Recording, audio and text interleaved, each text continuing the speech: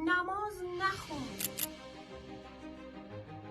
اگر در نمازت هر روز میگی بسم الله الرحمن الرحیم، الرحمن الرحیم، ولی هنوز اخم به چهره داری و حتی با نزدیکترین افراد زندگی نامهربانی میکنی، نماز نخون. اون نمازه به درد نمیخوره. اگر در نمازت بارها میگی ایاک نعبد و ایاک نستعین، ولی هنوز توی ذهن دنبال یه آدمی هستی که کار تو راه بندازه و دنبال پارتی میگردی، نماز نخون.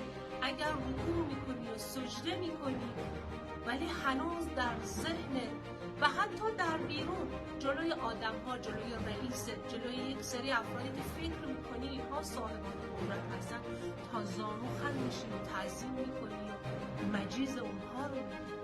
اون نمازی که از تو آدم ثروتمندتر، از تو آدم مهربانتر،